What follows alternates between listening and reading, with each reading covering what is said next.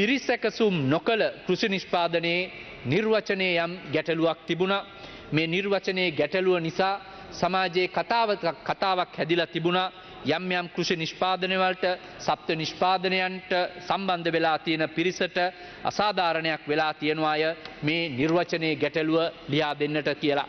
ඒකේ එක කොටසක් තමයි බිත්තර වලට එහෙම නැත්නම් සත්ත්ව නිෂ්පාදන ආශ්‍රිතව බිස්තර සහ කුකුල් මස් නිෂ්පාදනයන්ට අදාළව තියෙන ගැටලුව. මේකට 2024 ජනවාරි මාස 1 වෙනිදා ඉඳලා වැට් ගෙවිය යුතු බව නීතියේ පැහැදිලිව සඳහන් වෙලා තිබුණා. ගරු නියෝජ්‍ය කතානායකතුමනි, Honorable Deputy Speaker, I need to emphasize it was a legal requirement according to the law in operation that VAT is payable on eggs at the time of sale. So it was a requirement according to the current law prevailing from 1st January 2024. During the negotiations and the discussions with IMF, we requested, Honorable President requested to exempt VAT from the VAT that is being charged on eggs.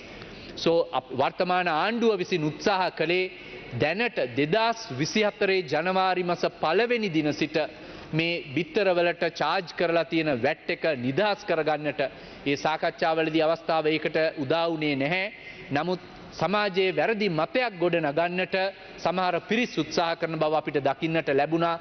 වර්තමාන ආණ්ඩුව බිත්තරවලට VAT දානවා කියලා. ඒක තනිකරම වැරදි මතයක්. ගරු නියෝජ්‍ය කතානායකතුමනි, බිත්තරවලට සහ ඒ අදාළ නිෂ්පාදනයන්ට වැට් අයවිය යුතු බව 2024 ජනවාරි මාසේ 1 වෙනිදා ඉඳලා නීතියේ තියෙනවා. මේ දැන් කරලා තියෙන්නේ නිර්වචනයේ තියෙන අවශ්‍ය සහනයක් අවශ්‍ය සැකසුම ලබා දීම තමයි නිර්වචනයේ තියෙන ගැටලුව විසඳා ගන්න. අලුතෙන් වැට් බදු පැනවීමක් නෙමෙයි. එහෙනම් මේ තුලින් කෙනෙකුට හිතන්නට පුළුවන් වැට් බද්දට විස්තර නිෂ්පාදනයේ යටත් නිෂ්පාදකයෝ යටත් වෙනවා නම් ඒගොල්ලෝ මේකට ගැටලුවක් මේ දිසා ගැටලුවකට මැදිහත් වෙනවා නේද කියලා. මොකද අපින්නට දකින්නට ලැබුණා සමාජයේ බිත්තර මිලේ වෙනසක් වෙලා තියෙනවා. මේ දවස්වල කෙනෙක් ඒකට උත්සාහ කරනවා වැරදි ලෙස නිර්වචනයක් දෙන්න, අර්ථකථනයක් දෙන්න. රජය විසින් වැට් වැඩි කරලා බිත්තර මිල වැඩි කරා කියලා. ඒක සම්පූර්ණ වැරදි මතයක්. රජය කිසි විටකත් බිත්තරවලට මේ වර්තමාන ආණ්ඩුව අලුතෙන් වැට් බද්දක් පැනවලා නැහැ. ඒක දැනට තියෙන වැට් බද්දම තමයි. දැනට තියෙන වැට් බද්දට අමතරව තව තියෙන කාරණයක් තියෙනවා අපි බලන්නට ඕන. ඒ තමයි බිත්තර නිෂ්පාදකෙක්, Honorable Deputy Speaker, ගරු නියෝජ්‍ය කතානායකතුමනි, බිත්තර නිෂ්පාදකෙක් තමන්ගේ වාර්ෂික පිරිවැටුම රුපියල් ලක්ෂ 600කට වැඩි නම් තමයි වැට් බද්දට යටත් වෙන ව්‍යාපාරිකයෙක් වෙන්නේ. එහෙම නැත්නම් annual turnover is more than 60 million. තව විදියකින් බැලුවොත් කාර්තුවකට තියෙන පිරිවැටුම රුපියල් ලක්ෂ 150කට වඩා වැඩි නම් තමයි බිත්තරවලට මේ තියෙන වැට් එක ගෙවන්නට ඕන. එහෙම නැත්නම් මාසයක තියෙන සේල් එක රුපියල් ලක්ෂ 50කට වඩා වැඩි නම් තමයි ගෙවන්නට තියෙන්නේ. යම්කිසි බිත්තර නිෂ්පාදකයෙක් මේ සීමාවල් වලට අහු වෙලා දැනට වැට් ගෙවන්නට සිදු වෙනවා නම් අපි දන්නවා අවුට්පුට් වැට් එක වගේම ඉන්පුට් වැට් එක එහෙම නැත්නම් තමන්ගේ නිෂ්පාදනයට අවශ්‍ය භාණ්ඩ මිලදී ගැනීමේදී තියෙන ගෙවන ලද වැට් ප්‍රමාණය, බදු ප්‍රමාණය සෙට් ඔෆ් කරලා ඒ නෙට් ඉෆෙක්ට් එක තමයි නැවත වතාවක් දේශීය ආදායම් බදු දෙපාර්තමේන්තුවට ලබා දෙන්නට තියෙන්නේ. ඒ තුලින් වැට් ගෙවන ආයතනයන්ට අවශ්‍ය සහනය ලැබෙනවා.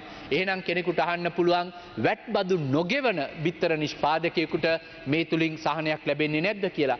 ගරු නියෝජ්‍ය කතානායකතුමනි, නීතියේ කිසිම බාධාවක් නැහැ.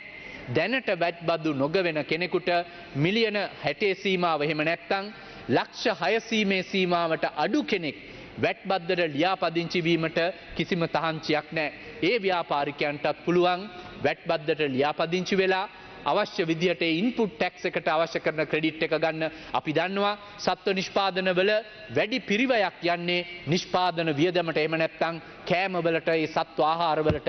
ඒ සත්ව ආහාර වලට තියෙන වැට් බදු ඉන්පුට් ටැක්ස් එකෙන් අරගෙන තමන්ගේ නිෂ්පාදන පිරිවැය අඩු කරගන්නටත් මේ තුලින් අවස්ථාව සූදානම් වෙලා තියෙනවා. මේ